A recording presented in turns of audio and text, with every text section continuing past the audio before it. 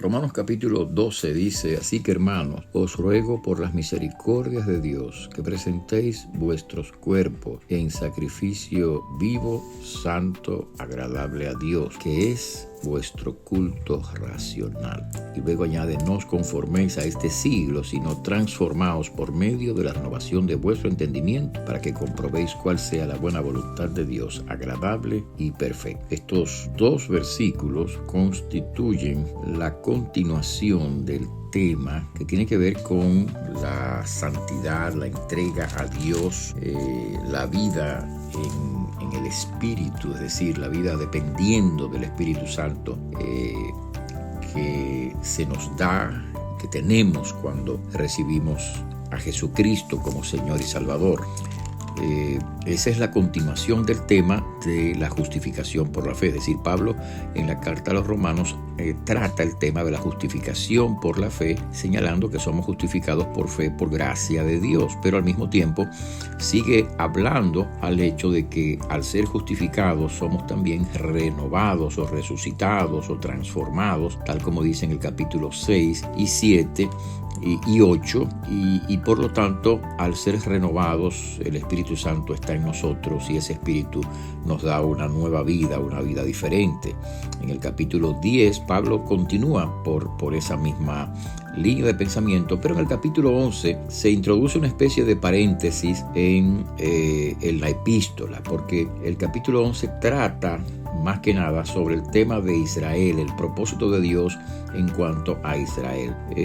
Tal vez esta porción fue introducida en este lugar, quizás esto fue una añadidura, digamos, de la carta a los romanos, porque si usted ve, cuando usted termina el versículo 21 del capítulo 10, pues evidentemente el capítulo 11 continúa con el tema, la temática de Israel, y entonces el versículo primero del capítulo 12 entra como en una relación más orgánica con el versículo 21 del capítulo 10. Es decir, parecería como que el apóstol Pablo ha introducido acá un pensamiento adicional que no se encuentra en el mismo orden que quizás originalmente él se planteó en la carta. En fin, esto es una posibilidad teórica, pero por supuesto no quita ninguna calidad ni ningún valor a la porción en sí de la Escritura.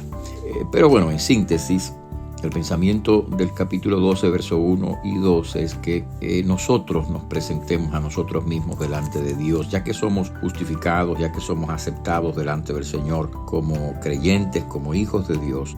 Ahora debemos continuar viviendo esa vida cristiana, esa vida nueva que ahora recibimos y de la cual habla Pablo en el capítulo 6 de esta porción, esa vida en el Espíritu que menciona en el capítulo 8 de esta carta.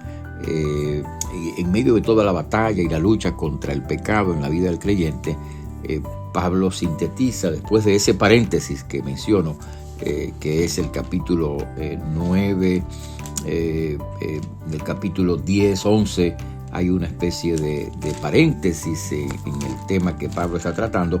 Bueno, el capítulo 12 entonces es la continuación del tema original y es la exhortación del apóstol San Pablo para que los creyentes vivan como lo que son. Esto es importante, ¿no? Que nosotros vivamos como lo que somos. Somos hijos de Dios, somos hombres y mujeres justificados, santificados, transformados y debemos ahora vivir como lo que somos. Ahora, eso requiere de nosotros una acción. Por eso Pablo dice, preséntense, dice el versículo 12, presentéis vuestros cuerpos en sacrificio santo, agradable a Dios, que es vuestro culto. Otra versión dice, preséntense ustedes mismos a Dios como sacrificio personal. Entonces la idea aquí es esa, precisamente, es que presentemos nuestras vidas, que nos presentemos nosotros delante de Dios como el culto que debemos de ofrecer. Nosotros debemos ofrecernos a Dios, y cuando nos ofrecemos a Dios en una entrega completa de nuestra vida al Señor, eso constituye el culto que nosotros debemos ofrecer. El culto nuestro no solamente es el canto, la alabanza o la lectura de la palabra de Dios o qué sé yo. El culto nuestro a Dios principalmente somos nosotros mismos, nuestra entrega a Dios, nuestra obediencia a Dios. El culto nuestro es nuestra rendición al Señor sin condiciones, de forma tal que Dios en nosotros haga su voluntad y que nosotros realicemos, actuemos, obremos según el propósito de Dios, según la voluntad de Dios, tal como se revela en las Sagradas Escrituras. Por eso el versículo 2 añade que no debemos conformarnos con este siglo. Cuando habla de este siglo está hablando no en términos temporales, sino en términos espirituales. Este siglo es sinónimo de este mundo caído, este mundo opuesto a Dios.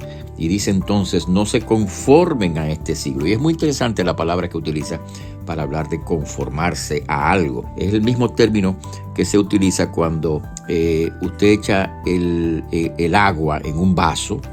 El agua adquiere la forma del vaso. Si el vaso es circular, redondo, el agua va a adquirir la superficie del agua, va a adquirir esa redondez, esa forma.